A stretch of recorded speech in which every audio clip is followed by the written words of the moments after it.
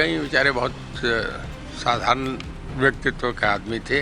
अब उन्होंने क्या करा नहीं करा वो किसान यूनियन जाने, वो लोग जाने, उनकी आपस के मामले में उस पर कोई टिप्पणी नहीं करूँगा। मैं नहीं समझता सरकार को 1% भी कहीं गिरने का। उन्होंने तो चुनाव के वक्त भी कहा था कि देख लेना सरकार, ये बड़ौदा इलेक्शन का रिजल्ट आएगा उसके 1 महीने में सरकार चली जाएगी। आज उस रिजल्ट को भी 3 महीने हो गए। पंजाब केसरी में आप सबका स्वागत है। मैं हूं चंद्रशेखर धरनी। आज हम बातचीत करेंगे हरियाणा के बिजली व जेल मंत्री चौधरी रणजीत सिंह से। चौधरी रणजीत सिंह अपने आप में एक बहुत बड़ा नाम है, बहुत पुराने पॉलिटिशियंस में इनकी गिनती होती है। इस बार इंडिपेंडेंट जीत कर आए थे और हरियाणा सरकार में अहम मंत्रालय इनके पास है। इनसे चर्चा करेंगे। सर, सबसे पहले आपका पंजाब केसरी में स्वागत है। बहुत धन्यवाद जी, थैंक यू। सबसे पहले सर, बिजली विभाग की चर्चा करनी चाहूँगा। बिजली विभाग घाटे का विभाग माना जाता रहा है, आज क्या स्थिति है? क्या घाटे से उबर पाया कुछ? देखिए, घाटा नहीं है। शुरू में जब सत्ता परिवर्तन हुआ था और माननीय मनोहर लाल जी मुख्यमंत्री बने थे तो हमारा जो घाटा था वो 30,000 करोड़ का था और अभी आज के दिन हम 500 करोड़ रुपए प्रॉफिट में हैं। तो ये नहीं कह सकते घाटे से तो उभार के लाए हैं। और बिजली मेरे ख्याल में इस वक्त पूरे देश में हरियाणा ही एक ऐसी स्टेट है जहाँ टोटल इलेक्ट्रीफाइड है। रूरल इलेक्ट्रिफिकेशन में हम 1 नंबर हैं। और इसके बाद पूरे हरियाणा में कोई 6,800 कुछ गांव हैं जिनमें हम 5100 से ज़्यादा गांव में आज 24 घंटे बिजली दे रहे हैं। ये कहीं भी नहीं है। दूसरा ये आता है कि हमारा जो टोटल प्रोडक्शन है वो 12,000 मेगावाट है और हमारी मैक्सिमम जो लास्ट ईयर जो हमारा कंजम्पशन था, क्यों अब के तो कोरोना करके इंडस्ट्रीज नहीं चल रही थी, हमारा जो था वो 11,009 मेगावाट था। मतलब तब हम पे 1,000 मेगावाट तब भी रही थी। हमारे थर्मल जो हैं वो अलग खड़े हैं। तो कभी कोई पावर मामले में तो कोई प्रॉब्लम है ही नहीं। कुछ गाँव में बिजली नहीं जाती, उसका जो कारण है वो उनमें कम जाती है। उसका कारण ये है कि थोड़ी सप्लाई का कि लोग बिल नहीं भरते। जब बिल नहीं भरते तो आप 12 महीने तो किसी को उधार नहीं दे सकते। मैंने इस मामले में बिजली पंचायत भी करी है, लोगों को समझाया है। उन्हें कहा भी मैं किसान का बेटा हूँ, तुम्हें 24 घंटे बिजली दूंगा, जितने ट्रांसफार्मर चाहिए लो, तुम्हें लाइनें चाहिए वो लो, जो पोल चाहिए मैं दूंगा, पर तुम बिल तो भरो। तो इससे काफ़ी हमारा जो एरियर रिकवरी है वो बहुत बड़ा है, बहुत अच्छा चला है। अभी हमारा कोरोना के समय में भी देखिए हर उद्योग धंधा माइनस था। इंडस्ट्री घाटे में थी, मॉल घाटे में थे, आपका बाज़ार में शॉप्स जो थी लोगों की सब बाज़ार घाटे में था, पेट्रोल पंप्स घाटे में चल रहे थे। हमारा तब भी जो है स्कूल्स बंद थे, प्राइवेट इंस्टीट्यूशंस बंद थे, सब घाटे में जा रहे थे। दुनिया भर में एक विश्व महामारी का बड़ा ज़ोर से झटका था, उसमें भी हम प्रॉफिट में रहे हैं। हम कोरोना में भी हम प्रॉफिट में रहे हैं। हमारे नए नए पावर हाउसेज आ रहे हैं 220 kV के, 32 kV के, 11 kV के। तो मैं समझता हूँ कि अगले 1-1.5 साल में पूरे हरियाणा में सारे गांव 24 घंटे हम बिजली देंगे। चौधरी साहब, एक चीज़ बताइए, हरियाणा में आपको तो याद होगा कि एक वक्त ऐसा था कि जब कई गांव बिजली के बिल ना भरना अपनी शान समझते थे और बिजली की बिलों की अदायगी नहीं होती थी। अब हरियाणा में क्या स्टेज है? क्या अभी कुछ ऐसे गांव हैं जहां पर इस तरह से परंपराएं चल रही हैं पुरानी? नहीं, ऐसा नहीं है कि सारे नहीं भरे। ऐसा है कि लाइन लॉस कहीं कम है, कहीं ज़्यादा है। अब जो पढ़े लिखे लड़के आगे जो आजकल एजुकेटेड है वो समझ रहे हैं कि यार तुम बेवकूफ़ना करके क्यों गाँव को तंग करते हो। अब कुछ हेल्थ सर्विसेज हैं, हमें वाटर सप्लाई के टाइम पानी देना पड़ता है, चाहे वो बिजली के बिल भरे नहीं भरे हैं। जहाँ मेडिकल हॉस्पिटल्स हैं वहाँ हमें बिजली देनी पड़ती है, जहाँ स्कूल जाऊँ उनमें एजुकेशन के लिए हमें देनी पड़ती है। पर कुछ ऑफ आवर्स में हम कम कर देते हैं ताकि वो बिल भरना शुरू कर दें। इसका असर भी पड़ा है, बिल भरने लगे हैं। अब ऐसा नहीं है कि किसी गांव में बिल ही ना भरें, कहीं ये है कि कहीं 30% लोग भरते हैं, कहीं 40 भरती हैं। जहाँ 60% से अभाव भरने लगे वहाँ हमने 24 घंटे बिजली पे कर दिया और बड़ा तेज़ी से इसमें सुधार आ रहा है। लोग मेंटली तैयार हो रहे हैं कि ये करना चाहिए। चौधरी साहब, नीलम संजीवा रेड्डी जब राष्ट्रपति हुआ करते थे तो पानीपत में थर्मल प्लांट 8 यूनिट तक पहुंच गया था। अब वहाँ भी आधे से ज़्यादा जो बताया जा रहा है कि थर्मल पावर के जो केंद्र हैं वो बंद कर दिए गए। इस तरह हरियाणा में और भी कई जगह बंद किए गए। तो फिर बिजली की आपूर्ति कहाँ से पूरी की जा रही है? नहीं, देखिए, थर्मल की बिजली थोड़ी सी महंगी है। हमें कुछ दिनों में बिजली बहुत सस्ती मिलती है, हमें 3 रुपये 40 पैसे 30 पैसे मिलती है। तो उस वक्त थर्मल नहीं चलाते। थर्मल का ऐसा है कि एक बार चला दो तो उसे बहुत दिन तक, जैसे भट्टा है आपका, ईंट भट्टा, उसमें आप लगा दें तो फिर बहुत दिन तक वो चलता है। तो थर्मल्स का एक बहुत बड़ा प्रोसेस है। जब हमें ज़रूरत होती है, बहुत हार्ड टाइम होता है, तो उस वक्त हम थर्मल ऑन कर लेते हैं, ऐसा कुछ नहीं है। बिजली के बिल जो हैं लोगों के, क्या आगामी दिनों में पर यूनिट के हिसाब से कोई बढ़ाए जाने पर सरकार सोच रही है? नहीं, बढ़ाए जाने का बिल्कुल 1% भी अभी कोई कोई सोचने का भी नहीं है। और कभी अगर हम बहुत कंफर्ट लेवल में हो तो हम कम कर सकते हैं, बढ़ाने का नहीं है अभी। मिस्ड कॉल योजना शुरू की गई है, प्रीपेड मीटर योजना है, इन दोनों योजनाओं के बारे में हमारे दर्शकों को बताइए। और देखिए, जो प्रीपेड बिल हैं उसमें लोग अपना जो स्मार्ट मीटर्स आ रहे हैं उसमें प्रीपेड है, वो एक नई टेक्नोलॉजी के हैं जिसमें टोटल ट्रांसपेरेंसी रहेगी कस्टमर को भी और ऊपर सप्लायर्स को भी, तो कभी कोई दिक्कत नहीं आएगी। और मिस कॉल में तुरंत उनको बिल भरने का है तो अपना वो उससे आधार कार्ड से जुड़े रहेंगे तो उनका तुरंत बिल ले लिया जाएगा, कोई दिक्कत नहीं, जाना नहीं, उन्हें कोई बिल की वेट नहीं करनी पड़ेगी। बहुत अच्छा सिस्टम, जैसे जैसे ज़माना आगे बढ़ता जा रहा है, नई चीज़ें, नई टेक्नोलॉजी आ रही है। प्रीपेड मीटर का जो पायलट प्रोजेक्ट था वो कितना सक्सेस मानते हैं और पूरे हरियाणा में कब तक लागू होगा? देखिए, इस वक्त हमने 5 शहर ले रखे हैं, गुड़गांव है, फरीदाबाद है, करनाल है, पानीपत है और पंचकुला। इसमें लगा रहे हैं, हमें कोई 10 लाख मीटर हमने ऑर्डर करे थे, जो आगे जिनमें अभी तक हमने कोई 1.25 लाख के करीब लगा दिए, बाकी लगाया जा रहा है। जब ये लग जाएंगे तो उसके बाद हम 20 लाख मीटर और बनाने की हमारी योजना है, जिसे हम ऑर्डर करेंगे अगले 3-4 साल में, वो भी लगाने का काम कर देंगे। बहुत लोगों का इसके लिए बड़ा अच्छा करेज है और नई टेक्नोलॉजी है जिसमें ये बिल जो आपका हर जगह ऊपर से जुड़ा होगा, जब चाहे लोग अपना चेक कर सकेंगे, इसमें कोई चोरी की गुंजाइश ही नहीं रहेगी, सब कुछ कंट्रोल रहेगा।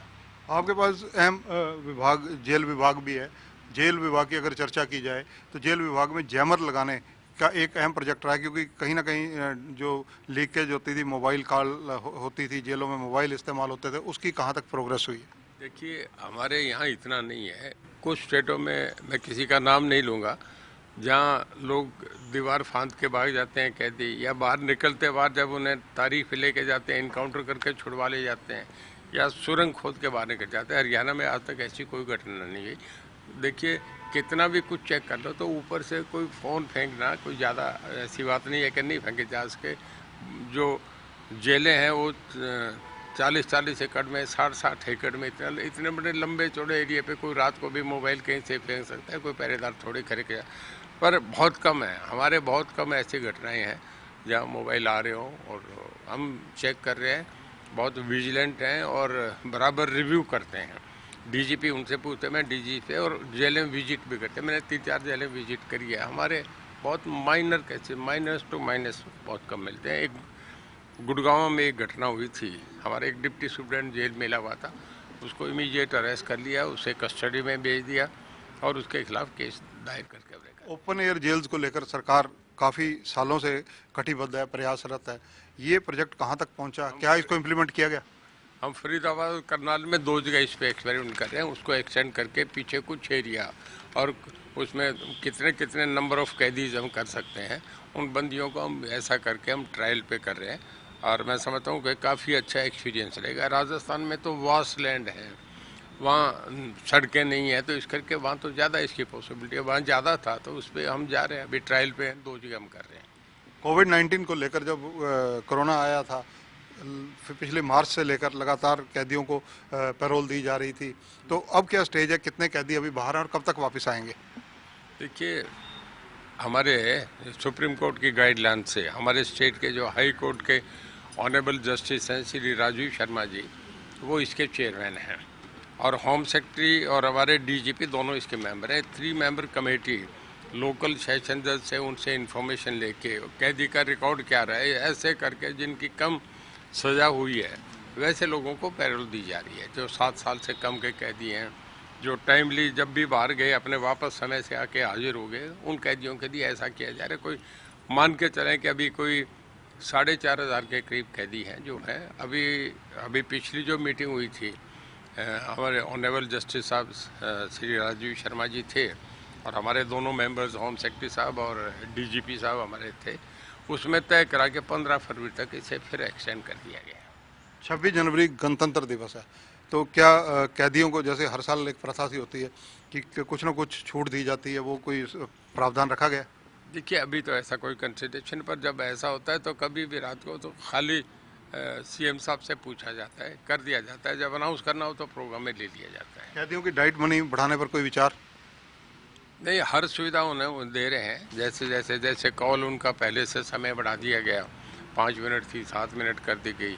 खाना हमारे पहले भी अच्छा दिया जा रहा है। और हमारे कैदी तो अब के जब कोरोना का मामला था तब खाना बना के कोई 30,000 लोगों का अंदर से कैदी खाना बना के, मतलब अब बंदी जो है वो खाना बना के बाहर भेजते थे।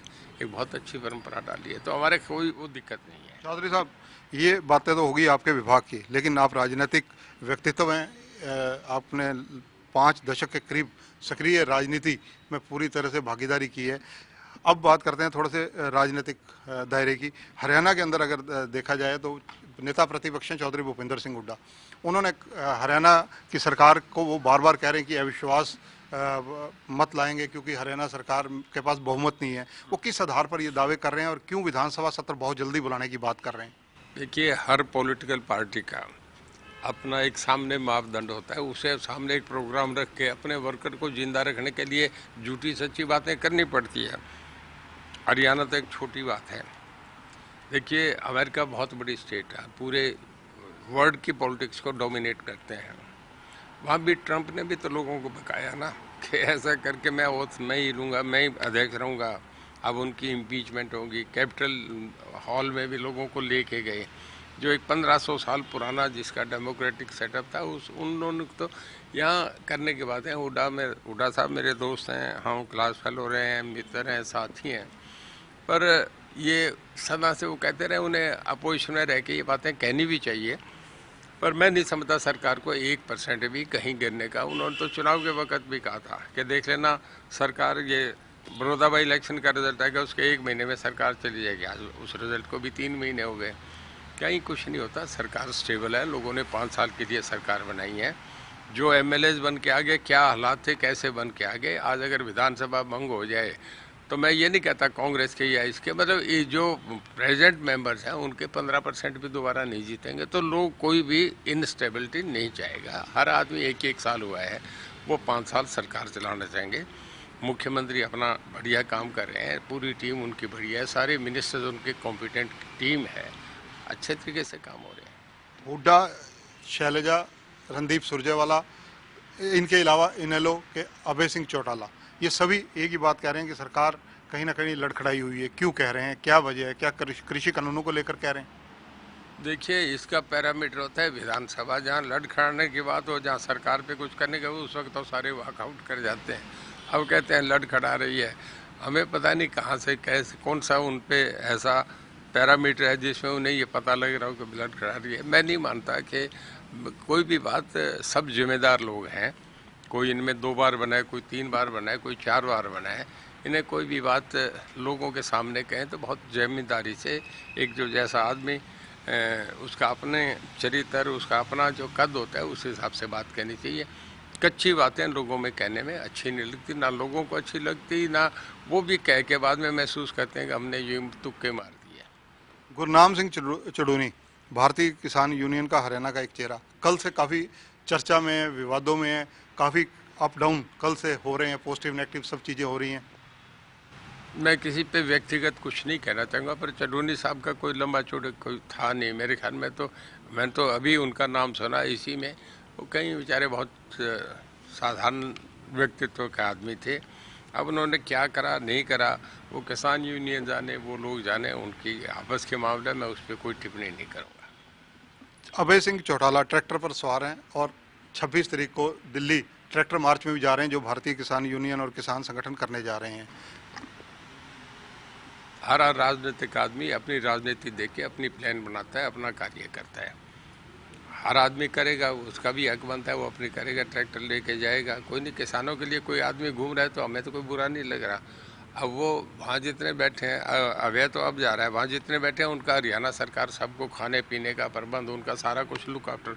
वो तो आंदोलन तो दिल्ली में है पर सारे बैठे तो हरियाणा में है। तो हमें तो किसानों से हमदर्दी है, पहले ही हम उनका अच्छी तरीके से देखेंगे। ये जाएंगे तो इनका भी हम अच्छी तरह देखेंगे, कोई दिक्कत नहीं। अभय सिंह अपना क्या वो करें, पीसफुली कोई भी प्रोसेशन कर रहा है, कोई धरना दे रहे हैं ना, पिछले 2 महीने हो गए चल रहा है। अभय सिंह चौटाला 27 जनवरी को ट्रैक्टर पर सवार होकर विधानसभा अध्यक्ष को इस्तीफा देने भी आ रहे हैं कृषि कानूनों के मुद्दे पर ही।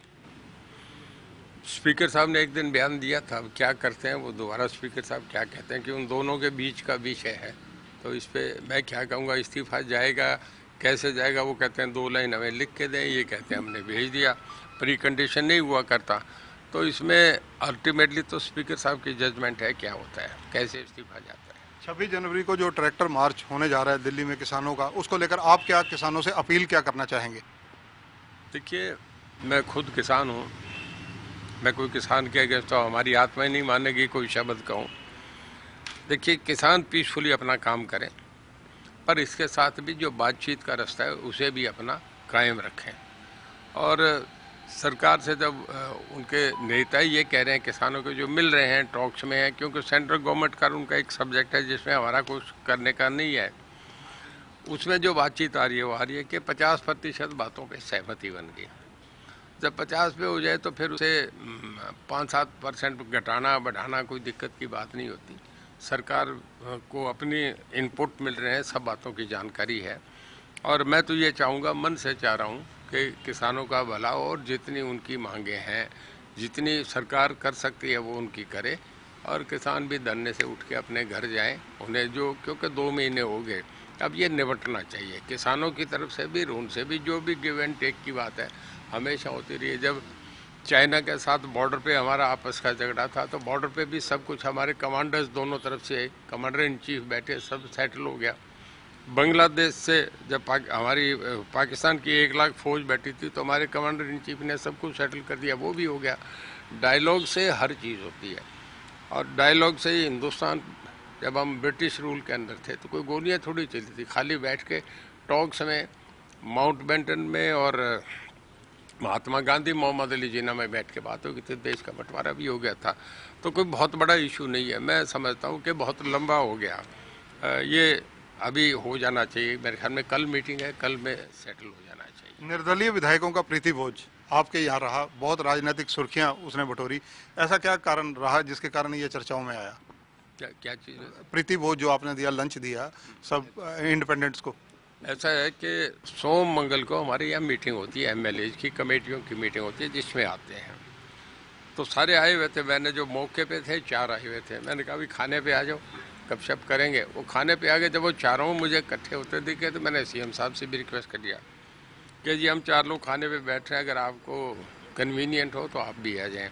CM साहब ने तुरंत हाँ भर दिया। हम खाने पे बैठे, खाने पे भी खाली गपशप, हल्के में कैसे काम कैसे चल रहा है, ठीक है आपका, ठीक है, सब जो काम है डेवलपमेंट के सब ठीक चल रहे हैं, डी प्लान का पैसा रो ठीक, मतलब इस तरीके की जो एडमिनिस्ट्रेटिवली और हल्के की जो लोकल मांग जो तो होती है उस पर ही चर्चा रहा, कोई खास बात विशेष नहीं थी। धन्यवाद चौधरी रंजीत सिंह जी। ये हैं चौधरी रंजीत सिंह, हरियाणा में बिजली व जेल मंत्री हैं।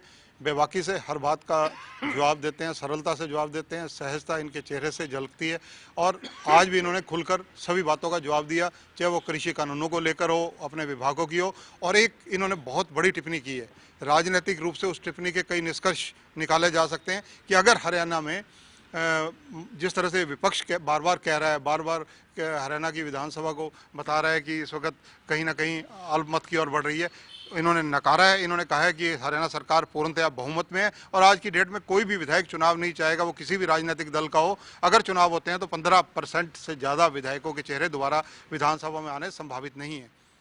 कैमरामैन सुनील के साथ चंद्रशेखर धरनी, पंजाब केसरी TV, चंडीगढ़।